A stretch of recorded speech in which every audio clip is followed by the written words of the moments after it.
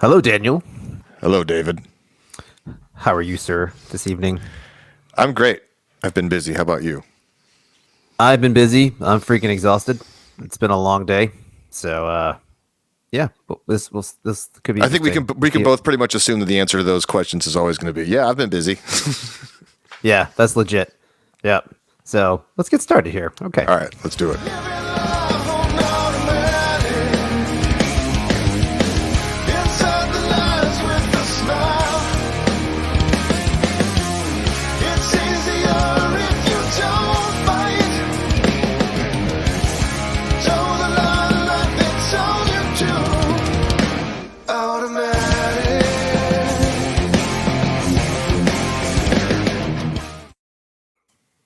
Oh yeah, man. This should be the podcast, episode 6, and a string of crappy. The Photoshop train rolls on. It nothing stops, never stops, nothing ever stops. Never stops, never stopping. Yes, never stopping, never stopping.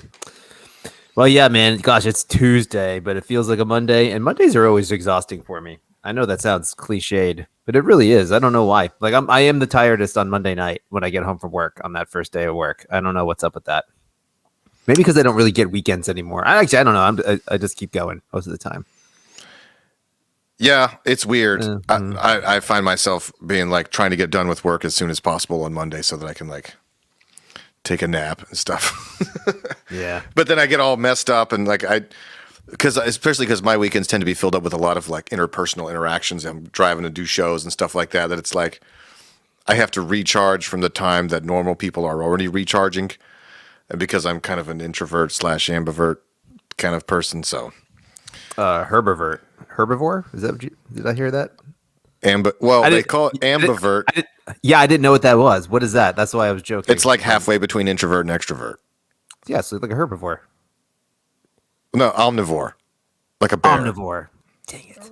Right. Yeah, Yeah, I'm sorry. My bad. Yep, I'm mixing my metaphors up in the Right. zoology There's also realm. what they call like if you're not an alpha male or a beta male, you're what they call an omega male, Huh. which admittedly is a term that sounds way cooler than it actually is. Because I heard that and I was like, well, I want to be an omega male. wanna That be sounds the awesome. omega male. Like Charlton Heston or something. But it doesn't actually mean that. But whatever. Well, that's weird. Okay, that's all weird interpersonal identifiers set aside. That should. I want to see those in your bios instead of your pro. You know, I don't want pronouns. I just want to see those long things that self-proclaimed Huguenot or something. Like what? I am also an anti-federalist. Yes, you're definitely an anti-colonialist. I've learned this. This is important to know. Oh yeah. Also, I'm tired because I started this thing where I'm gonna run a 5K for every day this month. So I did that for the last couple of days to ramp up and like make my Wow. body not hate myself. So June is my gonna try to exercise a lot month. See how things go. I respect, however, I do not envy it. It's not that bad. I mean, if you want to get in on it, Dan, I got a whole Facebook page. And I thread ran a going. 5K once in 2012. Yeah.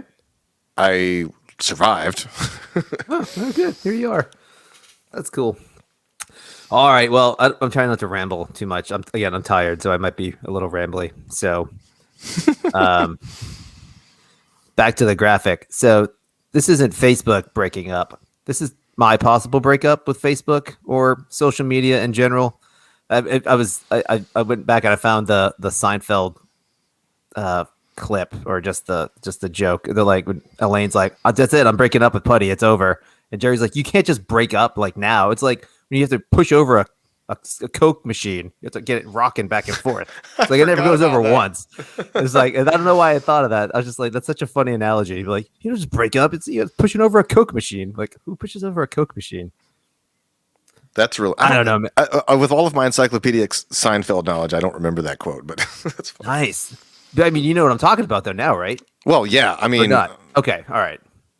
yeah. I mean, yeah. All right, But well, I'll several. share. It was a certain number of people die per year trying to tip over Coke machines. That's a thing. That makes Yeah, sense. that's true. No, I mean, yeah, like, I mean, It doesn't make sense, but I believe that stat. well, okay, people usually bring that statistic up as an example of like, well, this thing kills people. Should we make a law about that? Right. And so they bring up an absurd example, like people getting trampled by cows, like a certain number of people per year it happens to. So apparently, like, we think about how many millions of soda machines there are in the country, and there's going to be some doofus being like, "Oh, well, my Cheetos got stuck here," and they're trying to. It has lethal results. All right, so let me pose the question to you, and you might not have a good answer. Oh, well, segue. Go ahead. Do you have it set to public on your thing so we can get comments if people say anything? Oh yes. I'll go double check that. It should be by default, but that doesn't mean it is. So let me check. Things you can't really check until everything goes live.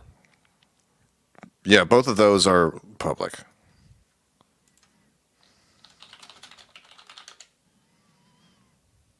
Yeah, I think we're good.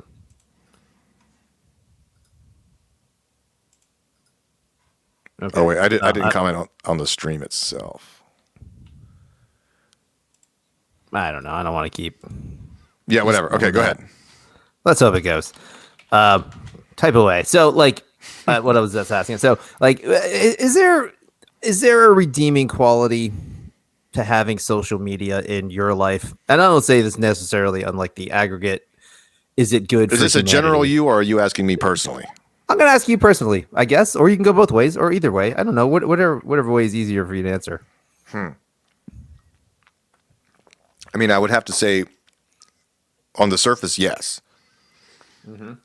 I mean, especially. Well, here's the thing: is that it's been around since before I really became an adult, right? So all of my adult interactions and dynamics, and all of that has kind of.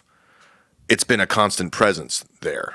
Mm-hmm. I would wager, if I had to say the best thing is that, like, I mean, I don't see a lot of my friends, like, on a day-to-day. You know what I mean? Like, yeah, I suppose with, like, you could text people and be in group chats or whatever, but, like, I like the idea of kind of keeping up with things. I mean, that's kind of neat. Yeah, I like that idea, too. I see that as a decent benefit. And it's kind of interesting, like, from a people watching perspective, right? Like, I don't just scroll through to see like who had a baby or who's got the best memes today. I'll see like people commenting on news articles, and it's tangentially interesting to kind of know what people think and kind of know what opinions are out there. But as with anything, okay, so you go to the lake and you dip your toe in. Now, that's nice. The question is, do you fall in? Mm-hmm. Right? Which I think is probably the topic we're going to get to. Yeah, I'd imagine we'll get there. Like, the friends thing is cool. I get that. I enjoy that as well. I think I like it more on the you just had a baby thing than the let me see what you think about the current news events angle. But I go back and forth on the news events thing, but or it doesn't have to be news events, just or whatever, just thoughts in general. Like, I don't know. So like last year, after the BLM riots were rolling, I took a pretty hard break from social media for a while because I didn't like how I was thinking about people I know, just to be frank and honest. Like, it was just too much. There was just too much, man. There were too many people posting too many opinions. And I'm ridiculously opinionated to a fault. And it was just overload for me, if that makes sense. So I was just like, I can't handle this, man. I need to just take a break. So I didn't like delete anything. I just really just pulled back pretty hard, and that was good. And I've done that once or twice in my life. And I know lots of people that do that too. They're just like, I'm taking a sabbatical from like social media, or I'm fasting for social media for like a year. You can't just do that. You have to make a dramatic, I am taking a sabbatical, Well, I mean, like, do you mean that you have to do a public display of that, or like? No, I was just kind of making a joke about. I'm making a joke about the people who like make this public thing, like, I am taking a break. I'm like, nobody cares. I declare bankruptcy. Yeah, basically. Right. Yeah. No. Okay. So that point aside, I mean, but at least that's a maybe I benefit of the doubt. People say that just to make it clear to everybody why you're not responding to comments for 6 months. Be like, oh, he hates me now. That's great. You know. Right. That no. Yeah. Yeah. I mean, because you can't. There's no like you can't just turn on like an auto response. Be like, Dan is no longer checking his Facebook. Yeah. Your comment will be addressed in the order in which it was received. I mean, that would be awesome. I mean, right? I don't think you could do that, but that would be super cool if you could. You would have to. I think you can set up like an auto reply thing if you're like a page or a business. Oh, okay, that makes sense. Or or just for the first week, you don't actually leave, and then anytime he's like, "Your call is important to us." Right. So again, that for me though. I have done that. So I'm not going to necessarily do that right now. Although I'm to the point kind of where I wanted to, and like I would get to the point where I it's such a time suck. It's funny you talked about if you like before you were an adult. I mean, I guess social media was around before we were an adult. We're adults. Like there was like MySpace, but I mean, a couple ones before that. Yeah, I don't know. I didn't really have Facebook and social media and all this kind of stuff evolved at the same time I was evolving into an autonomous person. So it's hard for me to unbake that social dynamics out of the cake that is me to know like what would I be like if I was actually 38 in 1985. Who knows, because before we were doing the social media thing, I would hang out on like, music message boards and stuff. I was all and IMing people, basically doing whatever I could to not interact with people face to face, which I didn't quite realize until much later. And I was like, oh yeah, that kind of explains a lot of things about me from my formative years. No, that's funny though. But like, it's true. It was I guess in that realm. I mean, I always took it and interacted. Like, I guess MySpace and stuff was around college. So, but I should think back and then how much time I have wasted just scrolling around on that stupid thing and debating, reading, watching videos. I mean, it's probably astronomical. It's probably months and months and months of my life added up that are just me staring at a screen. Yeah, it's true. You know what I mean? And we like to think that it's whatever we're consuming is something that's of value. Yes, right. In some cases it is, like yeah, for sure. I was organizing the garage today and I was I found this really cool YouTube channel called Mega Projects. And they just like talk about like, oh, look, here's like the 10 worst bridge disasters and stuff like that. Like kind of like the History Channel kind of stuff. But I've been like, I like to think that I can, if I take an intentional attitude towards it, I can fill my mind with things that are stimulating at least and thought provoking as opposed to just sort of fluff, That makes sense. No, being intentional is a smart way to go about it for sure. But I don't always do that, but right. Yeah. Like, I don't know, using it as a entertainment source. Like YouTube's a little different because you can watch videos and you can watch stuff and you can listen to shows, you can listen to music. I mean, I listen to podcasts all day and I stream music all day long. I don't consider that the same. Although YouTube is a social media thing. Yeah. I'm sorry, I got kind of on a tangent, but I guess what I meant was that like I try to make a conscious effort to unfollow people that do nothing but frustrate me. Right? I want to circle back on that. Sorry. Go ahead. Well, and then like I like to follow like public figures who have interesting things to say, even if I don't necessarily agree with them or whatever. And like, I don't know. The Achilles heel of like my weakness on it, I guess for me is that I like to. I mean, everybody likes to feel like they're smart. So occasionally I'll like say, because we all have thoughts about stuff, and so I'll like write something and like try to. I guess I find it useful because it's like, all right, if I was giving a group to like a whole town of people, of diverse people, what could I say that would be true to myself but not be unnecessarily provocative? And so that forces me to kind of think through like, well, okay, how could I say this in a nice way? You know what I mean? And so I find that to be actually kind of a useful life skill, mostly coming from a lot of trial and error, right? Because in previous years where I've just been like, oh, well, here's what I think, 8 paragraphs later, and then you get into the weeds of like a horrible, back and forth where like, nobody changes their mind. But well, just a not a pushback, but just a thought that occurred as you're saying that. You're like, well, it's a useful life skill to delineate in your mind how to argue or how to discuss something without offending a ton of people.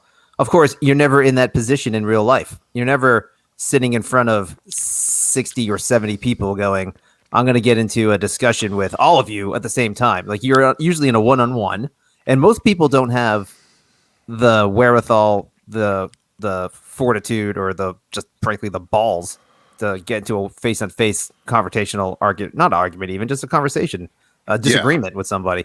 Like it doesn't happen all that often. I mean, in your day-to-day life, really, where you can be like, I want to talk to you about something. But like a lot of times on the social media platforms, we all put, because it's like you said, you follow celebrities, politicians, you follow people who are influencers of the culture, and you're just you're able to directly talk to them. It's kind of crazy. Yeah. Like on Twitter. I mean, Twitter's a better example than like Facebook. You have to be like, connected. Twitter is one of those things. You remember from The Rock when they were talking about the nerve gas, and Nicolas Cage is like, it's one of those things we wish we could disinvent. That's how I feel about Twitter. You're not wrong about that. Because I'm like, even like with Facebook, with just as lowbrow as it can be, at least, I mean, the connectivity of people, like to be able to like see friends and family and stuff. I mean, that's a net benefit to society. But what has Twitter brought anybody except for the dumbing down and the trailerization of opinions? And all it's good for is just like whipping up anger and mobs. I don't know. I say this never having. You don't have a Twitter, do you? No. Hell no. All right. I like Twitter a lot actually, but I really only use it to follow. Like it's basically a news aggregator for me. I don't have any personal friends. Yeah, I don't follow anybody I know personally. Like I don't really say anything on Twitter. Nobody follows me, so it's just it really is just a news aggregator for me. So it's my own personal echo chamber. Yeah. Well, and then I do follow. Sorry, I do follow a lot of people that aren't aligned with me. Yeah. And a lot of ways. So. Well, it feels like it's even Facebook and to a different extent YouTube, which are certainly allow the opportunity of long form thought and discussion, but Twitter, like baked into the very nature of it, is reducing things to their shortest possible number of characters, right? Yes, so, that's legit. Yep. Like, yeah, that might work if it's like, a joke or something that's funny, right? Or a very simple idea. But as with many of the things in life right now, they're anything but simple. And so basically the people who are the best at sloganeering are the ones who make the most and so it's like anti-thought. It's like, it's like the death knell of intelligent conversation and actual curiosity. Yeah. I don't know. No, I mean, in a lot of ways it is, for sure. I was this meme that was all a couple years ago. It was like, if your worldview fits on a sign, think a little harder. But it was funny because it was like a guy holding a sign that said that. And then exactly. And then the guy next to him was holding up a sign that said, I like turtles. It was stupid.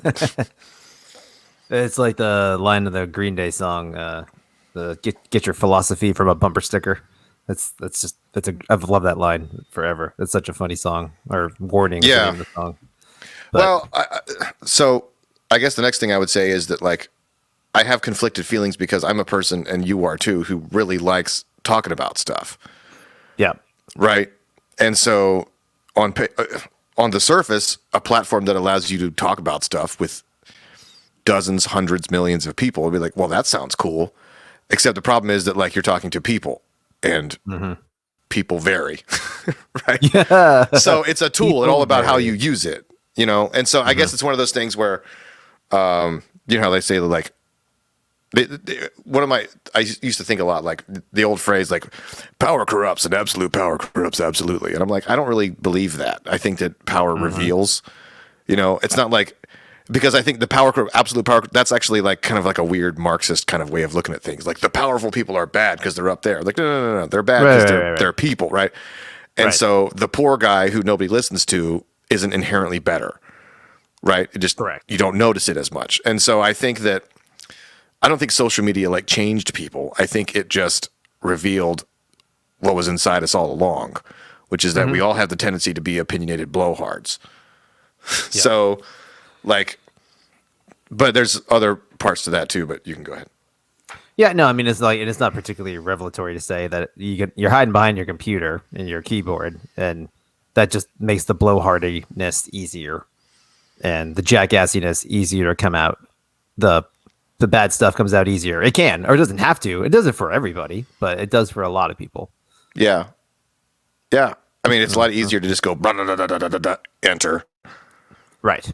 and then you get Yeah. that satisfying, and then you just sit there and you wait, and then you get go, a couple of, "Oh, couple of God. likes What have I streaming done?" in, and then it's like so and so replied to your comment, and you're like, all right, let's do this. All right, what am I doing? Okay, Yeah. you know, and it's I will admit to being like kind of hooked on that rush a little bit because it feels really Yeah, I've cool been when there. you like. It feels really cool when you own someone, right? But it really sucks Yeah. when somebody brings out something and. Well, here's a fun question. What sucks more? When somebody owns you, but they're obviously stupid and they're like, well, they're so wrong. I don't even, whatever. Or when somebody owns you and then it turns out, oh yeah, that was actually a really good point. Turns out I was the jerk all along who had the wrong facts in my head. I've had both of those happen. What's worse? Oh, I don't know. It just depends on the situation, I guess. Your level of commitment to your wrongness beforehand probably has something to do with that. I don't know. Yeah. I mean, don't know. I would like to think I cultivate a sense in myself that I'm like, hey, look, I'm just throwing this out there. I like to think that I would be happy and grateful Yeah. if somebody came up with something and said, yeah, well, actually the facts are actually this, and this. And I'll go, oh, good point. All right. Well, that's cool to know. Glad you told me. I like to think I'd be that mature, but I don't know if I can't promise that. I've had a few of those moments. I think you've probably had a few of those moments. Also, Yeah. it depends on the tenor. It just depends on the way the conversation's going too. Like, not everyone's necessarily there to politely change your mind, and Yeah. not that, or we're not always there to politely change someone else's mind. So it comes off one way or the other, depending on the actual conversation, I guess, Right. and how useful that part can be. I did want to. You mentioned something too, and I wanted to talk about this. You said Okay. something about you unfollow people or you minimize those people that bring you stress and bring you anxiety, or I'm not using those terms on purpose. Sort but, of. People that bring you aggravation. Like, Well, I don't want partially. I mean, I don't want to be. I would be a hypocrite if I just silenced everything. I was like, no. It's just like I don't want to see any of these opinions that I don't like. I don't want I to be agree. that person, but at the same time, there are people like because I make a lot of friends. I have people who friend me like because they saw me at a show and I don't know who they are or whatever. And then there's like people from college and stuff that I was never really friends with, but that was like when Facebook first started. Anyway, so it's like. But I'm intentional to follow people that I disagree with because I feel like they're smart. And I'm like, all right, there's a potential for me to learn something here. I don't want to shut myself off from that. But there are other that's people wise. who they tend to be on the sort of ideological wings. And it's just like everything they do is just like memes and zingers and one-liners and, that I'm just like, you know what? All this is doing is it's getting me going. And I'm thinking about Right. how I'm going to respond to that all day. And I'm like, I don't need that in my life. I mean, and that even applies to people I agree with, because people that I actually probably share viewpoints with, they'll bring up all this stuff. I'm like, yes, you're right. That is a great point. Now I'm in that mood for the next 4 hours. yeah, And I'm like, you know what? That's good. I don't like that. I'm gonna go to YouTube and not watch politics related stuff, and I'm gonna listen to stuff that's related to like history or music or something. Right.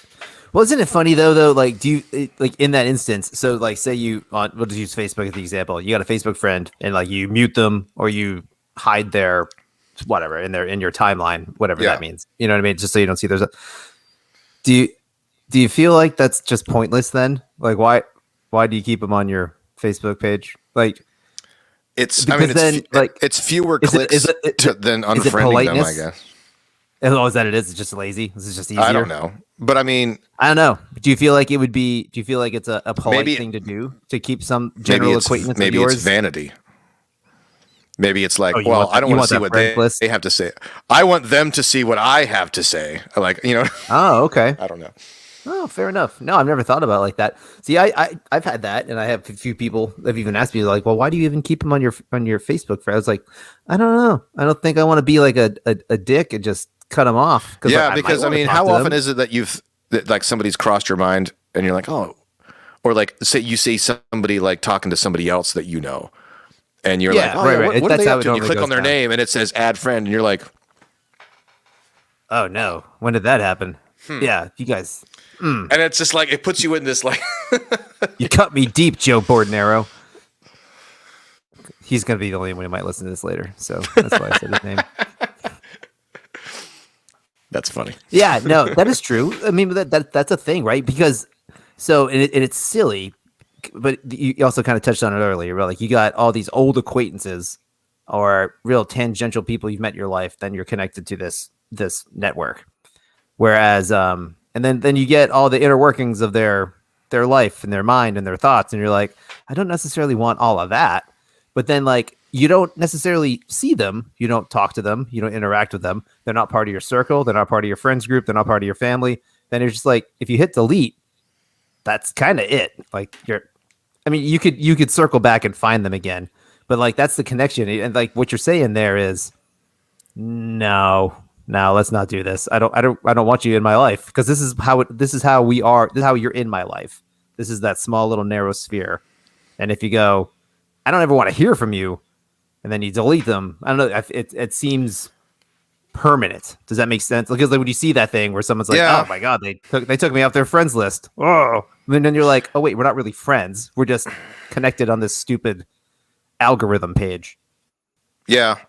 No, that's Does that make a good sense? point. No, you're right. I guess that it depends on, I guess, a person's purpose for using the platform, right? Like the people who are constantly in arguments all the time. It's like, okay, like people who you see and they'll post periodically, they'll be like, cleaning out my friends list. If you see this post, you made the cut. And it's like, Oh, I love commenting on those. Or the like, ones what? where they're like, if you disagree with me, just go ahead and take me off your friends list, but don't say anything. And I was like, well, I have to say something now because you threw that ultimatum down. Like that's just And it's like, look, a person's free to do what they want to do, right? But it's just like, that's for sure. It shows that that's kind of like a low vibrational state that person is living in. Like they're the kind of, it's the same kind of people that are like, the one thing I hate the most is drama. Like the type of person who says that verbally, like, is clearly the type of person who's involved in a lot of drama, right? And if not causing it, stoking the fires of it, stirring the pot, whatever metaphor you want. So it's like, Yep. there's a low vibrational state to the kind of people who are just like always in arguments, and all they're doing is like if they're writing like long book, they're like, I'm just gonna leave this here. That's my favorite phrase. Or the people who just like they take a 5-word sentence and they have to put the clap emoji after each word. It's like that doesn't make your statement any more or less correct, So my favorite one on Twitter is like it's just the annoying cadences. It's just like just whatever. But like just in case you didn't know, water is wet. That's it. That's the tweet. And like it ends with "that's it." That's the tweet, as in like you just said something super profound, and everyone was like, "Oh, he's gonna say more." I'm like, "Oh, damn it! That was it. That was the tweet." Yeah, You got me there. You got me, son. Martian archaeologists are gonna like unearth these tablets like 1,000 years from now, and they're gonna wash off the dust, and they're gonna go, "Okay, that's the tweet." Oh, okay. What do they mean by that? This was white supremacy? Oh, we didn't know. Okay. Thanks for letting us know in the future, I see why I've figuring out acronyms are like my favorite thing now. I'm like, I don't know what the hell. It's like playing the bump or the license plate game. You're like, what are they saying in their license plate? I know what this means. And I'm always wrong until I Google it. I go, oh, that's what that means. I was like, you could just write it out, but whatever. It's fine. Yeah. I get that. Shorthand's fun. But oh crap, what were we gonna say? Oh, one more thing. Sorry. One more thing that I hate. just while we're talking about it. And You then we can keep going get on off of things that. you hate. Those are always the best conversations. Well, it is, but like, like when you're in a discussion with somebody or 20 people, and someone just like drops a link in there, they're like, okay, well, just read this, okay? Like that's what I want you to read. I'm like, I don't want to read it. I'm having a conversation with you. Like, I'm interested in your thoughts. I was like, will you summarize it for me? What do you think about this? They're like, well, if you're not gonna take the time to read it, then I mean, all the information's right there. If you read it, you would agree with me. You're like, no, that's not how this works. Like, it just drives me crazy. Like, it's like the wiki leak or the wiki drop. Like, here's a Wikipedia page. Go do your research and then come back and talk to me. You'd be like, oh, okay, all right. Well, then Yeah. don't talk to that happens. Well, I don't know if that happens a lot anymore. It used to happen in the circles I would discuss things with. Yeah, and then there's the slightly more intellectual version of that, which is the person who actually does type out the info dump of all this information. But Sure. the problem with that I have is that, like, especially with several hot button topics, there are people who, like, if you say something that they perceive to be counter to their viewpoint, they'll go, well, this happened because of, and then they'll talk about whatever it is, and they'll just list a bunch of things, which may be true statements. But the problem is that embedded in the fact that it's just like they assume that the only reason you don't share their interpretation of the world is because you're unaware of the facts. And then you have to go back and be like, no, actually, thank you for that. But we can agree on the same facts, but we just have different interpretations. And that's, I feel like that's something that kind of gets lost, because then you just get people with competing versions, competing facts. And it's a problem. I mean, I guess it's good because at least people are trying to use facts, which is better than the alternative, because most people don't. But yeah, I don't know. I mean, kudos to someone who's going to take the time. I mean, I know you joke because you used to do it, but you got to write like 8 paragraphs. That takes thought and time and a coherent. Well, I also framework I slightly enjoy it because I like. I've always said that, like, any opinion worth having is worth defending. So if I have an opinion that's worth me making a pithy comment about, but I don't care enough, and then if somebody counters it with something that's thought provoking or interesting, if I don't care enough about my opinion, just like I don't care enough to, like, if it's somebody that I know, you know what I mean, or like somebody that, like, I actually kind of value a friendship with, I'm like, well, hey, I mean, discussing some of the most important issues of our time and trying to figure out a way to articulate them that in a way that might convince somebody from the other side. To me, that's almost like that's a worthwhile use of my time. What else am I going to do? I'm just scrolling on cat pictures or something like that. You know what I mean? So I kind of like the mental exercise, because it actually sometimes reveals to me, oh yeah, I haven't really thought that through, because I can't think of a good way to say it. I don't know. Maybe that's selfish. I like the mental exercise. I dig it. I just find it's taxing, and it's harder and harder, it seems, to find people that want to just have that kind of cordial discussion. And then it also sucks because when you're doing it on the public side of it, you get 18 other people that want to just jump in, and it's not helpful. It's not. The that's worst of frustrating. the worst of the people that they act like they're agreeing with you, and then they say something that's like really ridiculous. And it's like, oh gosh, now this person that I was talking to that may be from the other side, I thought I was almost getting somewhere. And then you got to come in here and try to, it's like, because Nancy Pelosi and AOC are just over here trying to destroy America. And I'm like, I need you to not say that. Stop the steal, Dan. Stop the steal.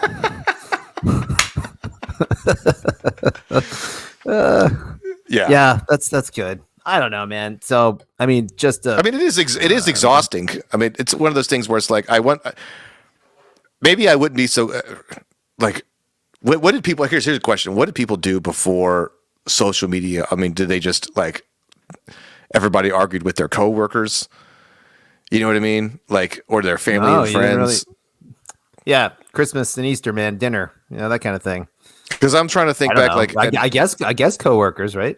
Somebody from our parents' generation would know more about this than I, or like even our like my sisters, like, because like I didn't have a huge period of development before social media, like, so it's like, you think about like people at a job site, like you run a business, like people talk about stuff when they're working and stuff, but like how often do you get people that are like all working on the same crew that are like, oh, well, we got a pretty diverse group here. We got, well, Steve's a libertarian, and then Joe over here, he's an anarchist, and Susie is far, you don't have it. Usually people in job circles, it's kind of strange how they tend to like attract ideological groups. You know what I mean? Like if you go to like an inner city social work crew, you're not going to find some MAGA hat wearing, person. So it's like, yeah, it's funny. Like in my it's like, work have we always had echo chambers, but now the echo chambers have a chance to bump up against each other, and that's what's causing all this? I don't know. That might be the case, but it was definitely harder and more narrowly defined echo chambers, or they probably weren't echo chambers. Just or maybe if they naturally did come up and you find people that you align with. I don't know, man. I mean, I think people. I don't know. It's like the phrase, like, what is it? Fences make good neighbors. A little mystery here of not knowing what everybody thinks and knows and understands, and that might make for a more cordial society, or maybe it wasn't. Maybe that's an idealistic thing. I don't know. It's a good question. I mean, that is. I don't know. Question. Like in high school, we just drove around and listened to music and ate Taco Bell and did stupid stuff. That was our fun thing, and then we didn't really argue about anything, but we also didn't talk about much either. So we didn't have much life perspective to really think about arguing about stuff. No, but then hilariously, that's the thing. So now you can get to arguments with freaking 14-year-olds about political stuff and be like, you just need to. I mean, I'm not here to silence anybody, but maybe just slow your roll and get through puberty before you start lecturing people. I know a guy who posts stuff, and I was like, I like the dude, but like I was trying to like extrapolate, like, what is your perspective on life? Because all I can surmise is that he hates everyone. Like he'll think of this, it's like an anti-Hillary Clinton kind of thing, and then it'll be like an anti-Trump thing, and then it's like an anti-capitalist thing, and then it's an anti-this. I'm like, are you for anything? It's just like, I don't know. Yeah, that is a way to go. You can totally be that guy all the time, but that's also not fun. I don't know. I mean, it is a microcosm of human, of like interaction. You know what I mean? It's like it's kind of like, okay, so this might be a whole springboard. This might even be a whole other episode. Maybe we'd bring Jude or something. But like we were talking about, like how technology and everything has changed, like the dating world. And it's like, there's people who do all these, like they have all these thoughts and opinions about it, especially people who people who have like sort of grown up or come of age since all of the landscape has been different. It's almost like they're in a whole different world than their parents were. Mm-hmm. And I'm of the opinion, like, as I went through sort of a sort of single period, not like sort of, but like not a very long one, but like, for a few years, where I was like, okay, this is vastly different than it was when I was a teenager. Not that I had a whole lot of experience, but the idea was like, right. People would complain a lot. They're like, the dating apps have changed everything. And like, before that, it was like the internet changes everything. It's like now, it's like, but I don't think that it really changed that much, because human beings are still the same people, right? So like in a man-woman context, like the social dynamics of, what makes a man or woman a high-value target, as it were, for other people, whether it's a quality thing, right? If it's somebody like people are looking at and go, oh, that's a good long-term prospect, or like, oh, that's a good short-term prospect. Like those dynamics have always existed. The type of things that are attractive to kind of lowbrow, unevolved people are going to be different than the type of things that are attractive to like presumably intelligent or more, people who are kind of more on their purpose kind of people. That's not anything new. But what the technology has done is it brings that into sharp relief. And so there's like whole swaths of the population that were maybe in denial of those basic human instincts. And technology is like giving us like a clear view. It's like a little window, you know what I mean, into like, this is what people are doing. And it's so undebatable. And they go, wait a minute, that wasn't the fairy tale that I was telling myself about what women wanted or men wanted. And they go, oh, well, okay, sorry. It doesn't reveal anything that has changed. If you're surprised by what it reveals about people, then that just reveals that you were the one living in the fairy tale. That's So good. That's true. To bring all that back around, I think social media does a similar thing. You know, it's like social media is making people be tribal about their opinions. It's making them hate anyone who's different. And it's making people just dig into their own opinions when they're challenged. Right. I'm like, that's been happening since there were humans. You know, like what planet are you living on? Like we always do that. Right. So, you know. Yeah, that's true. I agree. It's not the cause. It is definitely a broadcast. It heightens everything for sure. Yeah. And I think that's a problem though. I still think that's worthwhile knowing and honing in and realizing, in yourself if that's what's happening.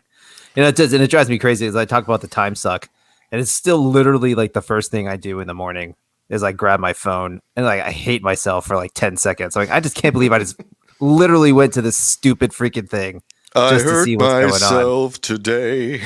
It's true. It's so dumb. I was like, I could just like get up and do anything else that's more valuable in the morning than to thumb through Twitter and Facebook, and I don't have anything else but Instagram and all those other ones. It's just so stupid. Yeah, it drives me crazy. So like I'm to the point where I gotta go go to Instagram and follow just a bunch of like cute puppy accounts. I've had people say that. Like I did that a couple times because I made an Instagram for Hector, and pretty much everybody he follows is like other dogs. You know, it's just like us. Okay. So and so the Portuguese water dog, or like various like corgis and whatever, like so and something shepherd-doodles of Orange County. Anyway, so what I did, I tried this a couple times where I switched my Instagram. Real shepherd-doodles of Orange County. Oh, come on. Sorry. No, it's something like that. It's like a breeder. No, whatever. I know. I'm just but the point was that like I tried this a couple times where I went to bed and I switched my Instagram over to his, so that when I opened it up in the morning, all I would see was like puppies like chasing balls and like playing with each other. I'm like, oh, puppies. All right, that's pretty funny. Oh, what a way to start the day. The world is not a terrible place. This is what people used to do when they would have like, like calendars that had like, cats on them and stuff. Like, okay. Well, shameless self-promotion then. Everybody should go check out my Facebook page and follow my 5K a day for a month post. I'm encouraging Dan. Come on, man. Get on this thing. Do something. Go for a run and post your run. I'll take the dog for a walk. Yeah, do it. You and Hector just get out there. It'd be good. So what's your time on a 5K? Oh gosh, I'm like in the low 30s, like 32 minutes, 31 minutes. I used to get it. Like, what do you mean? To what? What is that? How does that translate into speed? I'm just curious how fast. Yeah, what is it? Like 6 kilometers an hour, 6K an hour. Yeah, like it's pretty wild. So, sidebar. I don't know if I told you about this. So Shayla manages this this TikTok account for this. Eventually, will be an Olympian. She's like a crazy, amazing athlete. She's 12. She runs 17 miles an hour. And so there was this video that she posted the other day, and it went like viral on TikTok. It was like, whoa. And it was like this video of her on a treadmill going like, tuk, tuk, tuk, tuk, tuk, tuk. It looked like watching like Terminator when the T-1000 is like running like and he's chasing the cars. I was like, holy crap. It's really impressive. It'll make you not want to run again. Anyway. Oh yeah, no, I'm not breaking any records. And I'm sure I look like a complete goofus out there, but it feels good when you're done. So, all right, let's segue to a sillier conversation because let's do it. Have we pre-ordered our tickets yet? Are we going to this, Dan? Let's go. Come on. I saw a trailer for this, and I thought it had already come out. Now, granted, I haven't seen any of the Fast movies since like the first one. I know it's coming out at the end of the month. There we go. That's the date there.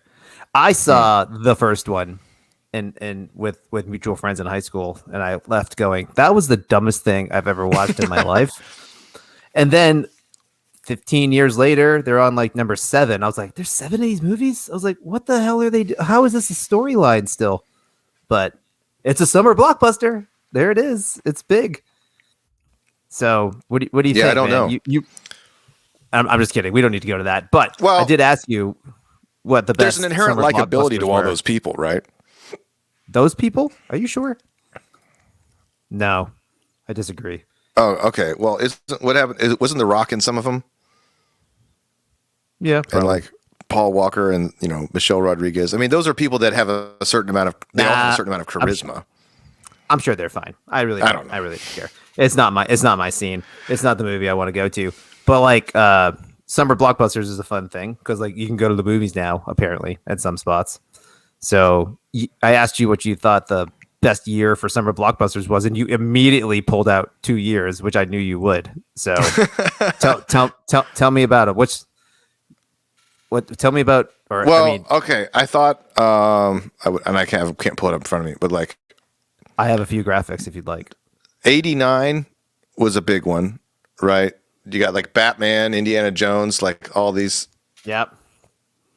Even movies that weren't like super successful, like The Abyss is one of the greatest movies ever. Dead Poet Society is fantastic. Really is. And it's like, these are all like, I mean, classics in their own way. You know what I mean? Like that was yeah, dude. Uncle Buck. That's Honey, I Shrunk the Kids. Wow.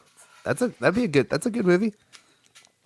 That's a lot of movies that come out in the summertime. You know what they should do? They need to do like an Alamo Drafthouse Film Festival where they just take 1 year and they just do all the movies of that year. That's cool. That's a cool place. I would do that. Then we need some Alamo Drafthouse on the coast. That's just not you could do here. like that. Like, and 1984 was a huge year. Got that one too. That was good. That was on my list. 1984 was big. I got a bunch of 80s ones. Not because I was alive. I mean, I was alive, but I wasn't going to movies. But where's the Terminator? Why is that? Was that in 84? Yeah. Maybe it wasn't a summer release though. It might not have been a summer release. Oh, good point. But that was a big one. These are all summer blockbusters. Which is funny. Like, but the thing about a summer doesn't seem like a summer movie to me. Well, it's kind of the idea of the summer movie, the summer blockbuster is like it's this 4-quadrant appeal thing, right? Mm-hmm. Like they say Jaws invented the blockbuster, right? It wasn't the first. Yep. It wasn't the first movie to be successful, obviously, because there was like huge hits before that. But it invented this because previous to that, like nobody was releasing movies in the summer. They're like, yeah, no, that's whatever. But because the movie ran so over budget and over schedule, they're like, all right, we'll just dump it in June or May or whatever it came out. And it happened to be this huge thing, and they're like, oh, wait a minute, this movie. Ooh, that's a model. Well, they say 4-quadrant, right? So like male, female, young, old. Mm-hmm. And so that became this mold. And then it was like, that Spielberg did it multiple times. And then you got like Star Wars, and then everybody's like, all right, well, we got to have a blockbuster. And so occasionally there would be movies from other genres that would do that, right? You might get like a romantic comedy that would be a blockbuster, but it wasn't the norm. They usually would have like, right, or you'd have a movie like Alien or something that was like that was horror, but it still was really successful, or like The Exorcist or something. But like for the most part, what constitutes when people think of blockbusters, it's like movies kind of geared towards like, all right, you can take anybody who's like 10 and up, and it's like it's movies made for kind of like it's super mass appeal. Mass appeal, and then which is why eventually that became dominated by superhero movies, because superheroes are inherently enjoyable by a lot. It's bright and colorful enough to appeal to a lot of different kinds of people. But if you put a little bit of depth and some smarts and some history and stuff in there, then smart people can also enjoy it. Yeah, but I think when I was looking around, I landed on, for personal reasons, 1996 or in 97, just because these were good years that I went to see almost. I feel like most of these movies in the movie theater. Like, I definitely saw Independence Day. I saw Mission Impossible. I saw Cable Guy. I saw Twister. I saw The Frighteners, and everything else was like rated R, and I couldn't go. But and those were fun movies. In 97, also like Men in Black, Austin Powers, Lost World, freaking Con Air. Gosh, what else was on there? I thought the Face Off. I didn't see that one in the theater, but that was a fun movie. There's a lot of Fifth Element's awesome too. But like those are just all super, just classically that whole era is. I liked movies around that time. 98 was a big one, but I think that was one of the first years that I like started to go to see movies that I didn't have to have my parents. Like I actually had friends. Oh yeah. So I remember trying to go see Armageddon, and then it was sold out. So we went and saw the X-Files movie, and then I had to explain all of the backstory to my cousin. To me, okay, but sidebar. To me, Armageddon is the ultimate summer blockbuster. Like, because I'll give you that. It's just like if aliens came down and they had to be like, why do you put movies in the summer? You go, watch this movie. And you get it. It's huge. It's ridiculous. It's like sentimental, but it's also cynical at the same time. Like Somehow it makes you like Ben Affleck. It's crazy. You're like, I like Ben Affleck. This is nuts. I can't believe somebody did this. Yeah, it's like, I don't know what about it. It's like it's blue collar, but it's also like sci-fi. I don't know. It's like lightning in a bottle, and the stupidity is part of the fun of it. I don't know. Oh yeah, dude. Armageddon is a hilariously great movie. It's all good. It's all killer, no filler. That's good. Yeah, I'll give you that. Really that is probably the quintessential, at least top 5 blockbuster movies. You got to give Jaws its due. Well, I mean, Jaws invented it. Yeah, so I'm giving you that. I don't have enough wherewithal to say which ones are the best. The top 5. There's too many of them. What's funny is that a lot of the movies on those lists there weren't like big hits. Probably not. No, but they're the ones that people remember. I mean, you know, like a movie like Event Horizon. The first 2 or 3. Like everybody remembers Event Horizon, but that movie made like $8. Yeah, right, exactly. I don't think Fifth Element did very well either. That wasn't a huge. I don't think it did as well as they hoped. It was too weird. It was too weird for American audiences. This is true. Still, that movie's awesome though. It's amazing. Well, I don't actually. I haven't looked around what movies are coming out. I don't really want to see Fast and Furious 9. So, and it's funny. We went to A Quiet Place 2 just came out. Oh, okay. Which I forgot about, but I definitely want to see that. It's great. I think there's a huge variable where you're talking. It's like we've talked about before. The people who never discover new bands after they turn 25, like. Mm-hmm. With the time that you are in life, which a lot of times, you know, the really dramatic events like I fell in love with that girl, you know, or like, you know, like the type of stuff that's written about in like Bruce Springsteen songs, like that influences how you view, you know what I mean? Like 1998, like I was like, you know, like 15, 16 years old, you know what I mean? Like, and then like, you know, I didn't go to the movies at all in like 2014, you know, because I had a little baby in the house. And it's like, but if you look at the movies that are released in any one year, it's like everybody connects these titles to memory, to where they were. You know what I mean? So I think if you start talking about this, because you and I being the same age is probably not as interesting as it would be if we also had a person who was in their late 40s and then a person who was like 17. You know, that's fair. So there's a huge nostalgia factor that connects to it. Yeah. That's true. And I don't see any movies that I feel like I'll be nostalgic about for a long time. But maybe I would be. I don't know. We'll see.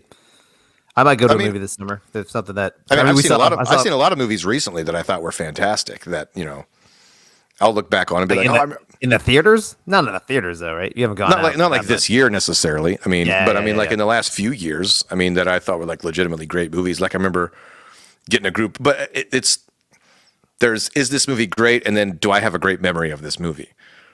Yeah. Right. Like I've had movies that weren't great. Like I remember I saw The Predator, which was an objectively horrible movie in pretty much every way. I had a great time watching it because I was there with like some buddies and we were hanging out. And then about halfway through when we all realized that it was a piece of shit, we were like, oh, this is okay. We're all on the same page, right? Okay, great. Okay. So then we were all just like, this. We were all talking crap about it, but like, you know, that was fun. But I feel like a lot of people, maybe they don't make that distinction, right? So, oh, that was a great movie. What are you talking about? And it's like, well, you know, it's because you went to that movie with your first crush and then you gave her a kiss and you had popcorn and you went to mini golf afterwards. Like that movie could be like anything and you would remember it fondly. Oh, popcorn and kisses. So but nice. If you could go see a great movie, like, I don't know, pick a great movie. And if you go there and you have a horrible time and somebody, you know, some baby crying, you're on a date with somebody you hate. I mean, it doesn't matter how good that movie is. You're not going to remember it fondly, you know? Yeah. Hey, before we sign off, we actually have an organic comment that came up here. We should interact with that real quick. It's very long though. Was that a guitar? Oh. Nope. I might have hit the mic. That might have been me. I don't know. The positive thing about social media and technology in general, it makes the niche known. This has pros and cons.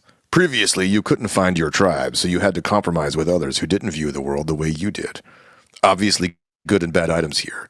If you were into something obscure, you were alone. You couldn't find other cottagecore anime fans or Chinese science fiction fans in your rural county of residence. It was much more difficult to find a broader spectrum. Yes. That is very accurate. That is very true. And I would say, actually, that reminds me of something I was thinking about, but it didn't make its way to the surface of my consciousness. Like, a lot of what I know like musician people. So like I'll go play shows and I'll make friends with like other people in other bands. And I like seeing like, oh, that guy's playing there. Oh, that's cool. And they'll post like live clips of like them doing stuff. But it's like, it's kind of cool because I know that person, or like I've discovered like, like musicians that I like. And then they'll post clips of like other people that they know. I'm like, oh, I've discovered new bands. Like, yeah. Yes. That's like, maybe that's the good version. Yeah. That is a disgustingly painful truth in my mind that we grew up playing music without the internet. Like this type of internet where you could literally find a million bands, you could hook up with people, you could connect, you could network, you could learn things. And we just had to drive around in a crappy van and hopefully play with some band that we sent a demo to and be like, do you guys like this? You want to hear it? Yeah. I think about like, teaching ourselves to, because you didn't take lessons. I didn't take lessons. Like teaching ourselves to play instruments just by like randomly watching people on TV, like, I guess you do this, right? You know what I mean? Like, and it's like the amount of amazing instructional stuff that's, Yeah, so that is cool. Like finding, being part of a culture or a niche group that you can connect to. That is definitely a positive thing. Like I'm part of a Facebook group that's just for like V6 Dodge Charger owners. Now, what's hilarious about that is that like it's mostly just like people post pictures of their cars, they do stuff, and they're like, "Hey, I added a spoiler. Check this out." And everybody's like, "Oh, that's cool, man!" And it's like kind of like a positive vibe or whatever. But like the funny part about it is that like the dark underbelly is in the name because it's specifically for V6 Charger owners. Because you can't just have a group for Charger owners because there's V6 and V8 groups and people that inevitably humans will find something to argue about. So and I found this out, that the backstory of the whole reason the group started was because the regular Charger enthusiast group, just every thread turned into fighting. Why didn't you get a Hemi, man? Why did you get the RT, man? It's just like everybody just dick measuring, and it just turned into this ridiculous. So even in the most positive of groups, there's people are going to be people. Hey, man, in my perfect world, when I am the dictator, all the V8 Charger people are the first people in the wood chipper. That's just how it goes. I can't abide that. You gotta cleanse society, man. You gotta clean the ranks. Those V8 cars are great though. I'm sure they are. I follow they just eat a lot of gas. Well, yeah, they're monsters. So that's the thing. If that's what you like, but hey, good for you. But I follow a pizza cooking group things. I just bought a outdoor pizza oven. So I'm trying to learn how to make pizza like from scratch, like Neapolitan style pizza. So that's been pretty helpful. I haven't talked to anybody on it yet, but I could. They seem very nice. I just haven't done it. So that's great. But either way, it's cool. I mean, you see tips and recipes and stuff like that. I mean, that's pretty standard stuff, but it's pretty funny. So Derek's point is accurate. Hope for humanity restored. Thank you, Derek Brown. Well, I mean, look, all of this stuff is a tool like anything else, So when they invented the car, they're like, this is the worst thing, right? Well, it takes a skill to use it responsibly, right? And like, when did humans invent booze? I mean, that was thousands of years ago. But like, we keep inventing new types of booze, and then we keep inventing different kinds of drugs. It's like all of that stuff is just more power responsibility stuff that we just have to be mature about. That's good. You should land it there because we're coming up on an hour, and I'm freaking There we go.